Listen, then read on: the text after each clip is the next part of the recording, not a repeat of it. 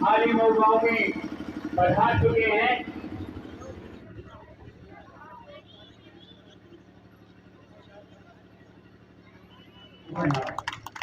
मैं भाई देव शरण द्विवेदी जी से निवेदन है कि आप आए और आदर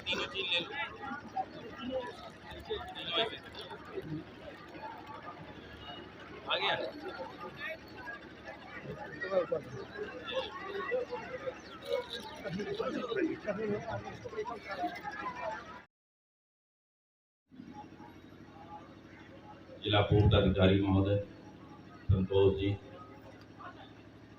पूर्व मंडल अध्यक्ष लालू जी, पूर्व मंडल अध्यक्ष शुक्ला जी, पूर्व मंडल अध्यक्ष कल्लू महाराज और मंच पे बैठे हुए हमारे सभी भारतीय जनता पार्टी परिवार के सदस्य, हमारे सामने बैठी हुई सभी मातृ शक्तियां, भाई बच्चे, आप सबको संज्ञान में होगा कि जिस समय कोरोना महामारी आई थी, मुझे लगता है गांव में कोई जानता नहीं और ये एक ऐसी महामारी थी कि अगर टीवी खोलो तो यही दिखाई देती थी, कोई चैनल खोलो यही दिखाई देता था। लोगों को दिल में एक दहशत जैसी बैठ गई।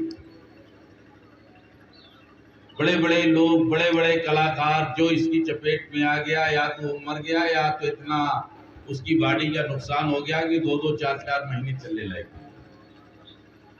ऐसी स्थिति में ये समझना कि जो भाई हमारे बॉम्बे में हैं, जो भाई हमारे सूरत में हैं, गुजरात में हैं या और कहीं दूर दूर हैं, जब वो पैदल निकले तो टीवी पे देखने के बाद मन मचल जाता था कि एक साइकिल में पैदल बच्चे, पत्नी, पूरा परिवार पैदल चलता है, वो भी 500-500 किलोमीटर, 600-600 किलोमीटर, 400 किलोमीटर। एक दो हादसे ऐसे हो गए जहाँ की ट्रेनों से लोग खत्म हो गए। देख करके मन खराब हो जाता था कि आज ये स्थिति आ गई। लेकिन हमारी सरकार, मोदी जी की सरकार ने बहुत जल्द इस पे कंट्रोल किया और योगी जी की सरकार ने अपने प्रदेश के बॉर्डर से ही सारे लोगों को रिसीव करती थी,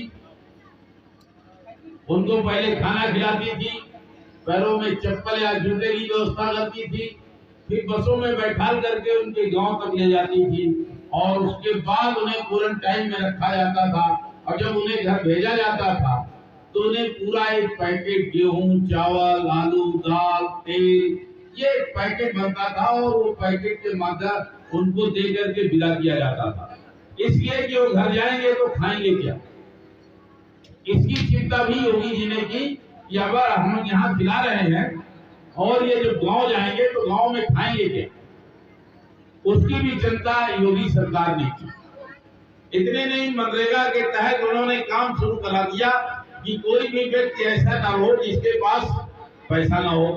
खाने के लिए तो सरकार दे रही है, लेकिन कुछ अन्य खर्चे भी होते हैं जो हमेशा चल लगते रहते हैं। उसके लिए मनरेगा गांव-गांव चला दिया गया और मुझे लगता है कि ऐसा कोई व्यक्ति उत्तर प्रदेश में नहीं होगा जो खाने की कमी से या दवा की कमी से उसकी डेथ हुई। अगर ये किसी को श्रेय जाता है तो योगी जी को जाता है, उनकी मेहनत को जाता है और उनकी दूरदृष्टि को जाता है कि इतने बड़े प्रदेश को उन्होंने कंट्रोल किया और दुनिया में एक अपनी मिसाल कायम किया, जो पूरे भारत में ही नहीं पूरे दुनिया में योगी जी की डिमांड होती रही कि अगर योगी हमारे यहाँ आ जाए तो हमारा प्रदेश, हमारा देश ठीक हो जाए। अगर ये सम्मान प्रदेश को कहीं मिला है तो ये उत्तर प्रदेश के मुख्यमंत्री श्री योगी आदित्यनाथ जी को मिला। इस तरह से वो लगातार काम करते रहे।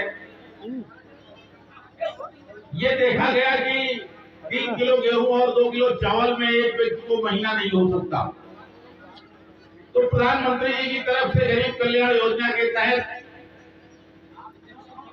3 किलो गेहूं और 2 किलो चावल दिया गया। इस तरह से एक माह में 6 किलो गेहूं और 4 किलो चावल हो गया और इतना एक परिवार, एक व्यक्ति के लिए पर्याप्त होता है। अगर एक परिवार में 5 लोग हैं तो 50 किलो खाद्यान्न उनको मिल जाता है और वो 50 किलो एक 5 परिवार में चलाने के लिए पर्याप्त होता है। अभी मुख्यमंत्री जी ने ये देखा कि हमने गेहूं दे दिया, चावल दे दिया, लेकिन हमारे पास अभी दाल नहीं दिया, तो उन्होंने दाल की जगह चना दे दिया, तेल दे दिया और नमक भी अबकी लगा दिया, और ये सबका सब निःशुल्क है। इसमें किसी तरह के कोई आपको टैक्स या पैसा देना नहीं है। ये योगी जी की तरफ से है, और मोदी जी की तरफ से भी 3 किलो गेहूं और 2 किलो चावल वो भी आपको महीने के अंत में मिलेगा। इस तरह से महीने में 2 बार 6 किलो, महीने में 1 बार 6 किलो गेहूं, 4 किलो चावल, 1 किलो तेल और 1 किलो चना, 1 किलो नमक आपको हर महीने में योगी जी की सरकार और मोदी जी की सरकार आपको देगी। इस तरह अगर कोई सोचने वाला है तो ये योगी जी ही सोच सकते हैं और मोदी जी ही सोच सकते हैं। इतना ही नहीं, अगर आप देखें कि जिस दिन से उत्तर प्रदेश में सरकार बनी,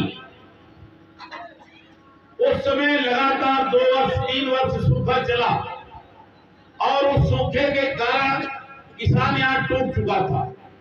जो किसान क्रेडिट कार्ड में लोन ले लिया, वो कर्जा नहीं अदा कर पाए। अगर उन्होंने किसी साहूकार से पैसा ले लिया तो साहूकार का पैसा नहीं दे पाए। लोग खेती से मोह भंग हो गया था और वो छोड़ के जाने लगे थे। लेकिन योगी जी की सरकार ने चीज भांपा, और भांपने के बाद ये निर्णय लिया कि 1 लाख तक के जितना भी कर्ज होगा वो उत्तर प्रदेश की सरकार कर्ज जमा करेगी। और इस तरह से लगभग 36,000 करोड़ रुपया उत्तर प्रदेश में किसानों के खाते में सीधे डालने का काम योगी जी की सरकार की।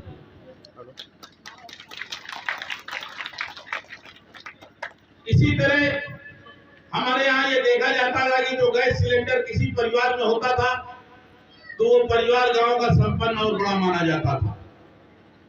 मोदी जी ने यह भी दूरी तय कर दी, अगर वो भट्ठा का पथेरा है तो उसके पास भी गैस सिलेंडर है। अगर प्रधान के घर में सिलेंडर है तो हमारे यहाँ उसके सफाई कर्मचारी के घर में भी सिलेंडर है। अगर वो भट्ठा में ईंटा पाथता है तो पुलिया में सिलेंडर रखा हुआ है। अगर ये काम किसी ने किया है तो मोदी जी ने किया है, भारतीय जनता पार्टी के सिपाही ने। बिजली अगर प्रधान के गांव में है तो आज उस मजदूर और उस लेबर के घर में भी बिजली लगी हुई है, वो भी निःशुल्क है। किसी में किसी तरह का कोई न गैस सिलेंडर में पैसा लगा और न बिजली में लगा। इतना ही नहीं, किसानों के सम्मान निधि के नाम पे साल में 6,000 रुपया मोदी सरकार ने देने का काम किया। इस तरह से लगातार अगर आप देखें, अगर आप यहां देखें, इसी गांव में आप देख लें, बहुत कम परिवार ऐसा होगा जिसको सरकारी योजना का लाभ न मिला हो। नहीं, एक परिवार में शौचालय भी होगा, प्रधानमंत्री आवास भी होगा, गैस सिलेंडर भी होगा, फ्री का खाद्यान्न भी होगा, किसान सम्मान निधि भी होगी, और ऋण मोचन के तहत 50,000 से 1 लाख रुपए का कर्ज भी माफ हुआ होगा। अगर आप ये देख लें तो 90% परिवार ऐसा होगा जो सीधे सरकार का लाभ ले रहा है, सीधे, और उसमें किसी तरह का कोई दलाल नहीं है। जो खाते मोदी जी ने खुलवाए थे, आज वही ऑनलाइन सीधे पैसा एक बटन दाबते हैं, सारे खातों में पैसा अपने आप आ जाता है। इसके पहले भी ऋण मोचन हुए हैं, कर्ज माफी हुई है, लेकिन दलालों के माध्यम से हुई है।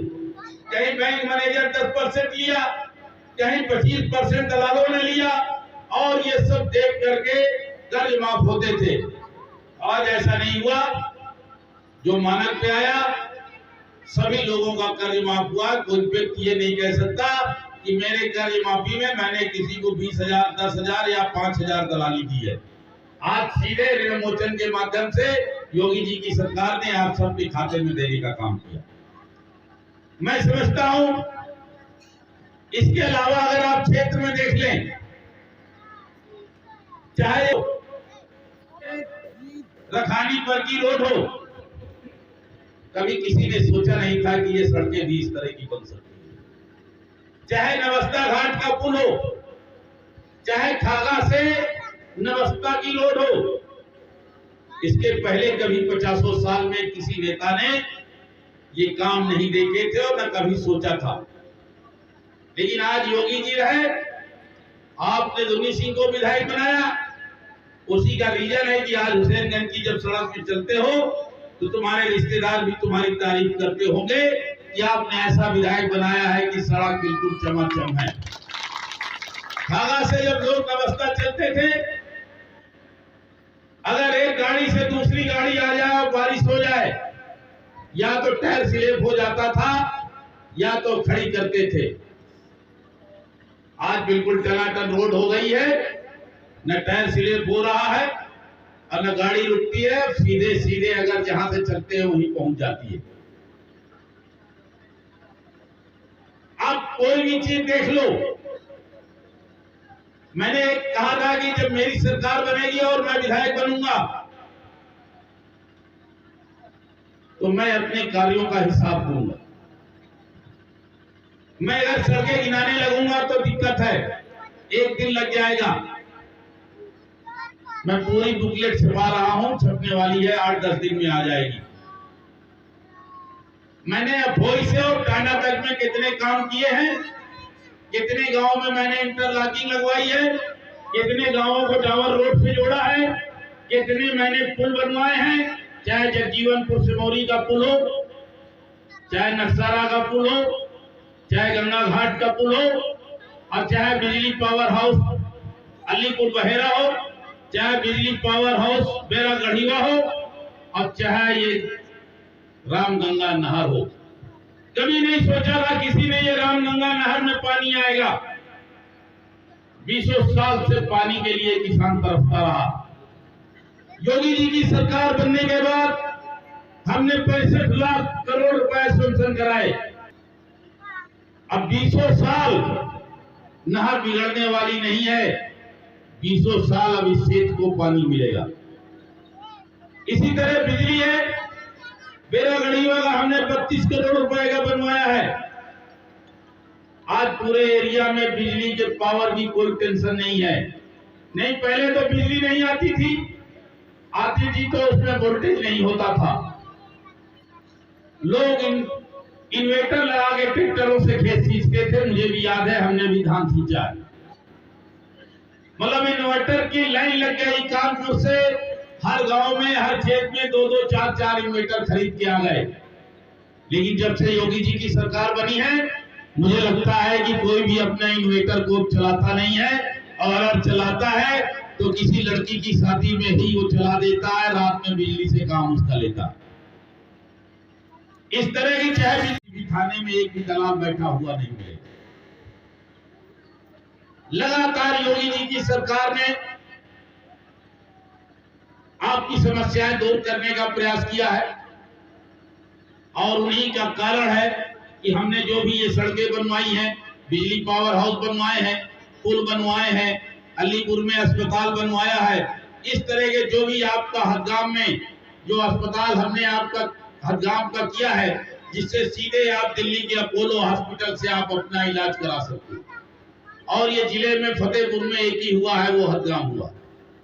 आपको लगता होगा कि 2017 के पहले हदगाम का हॉस्पिटल कैसे था, आज आप जाएंगे तो कैसा लगता है, ये आपको एहसास होता होगा।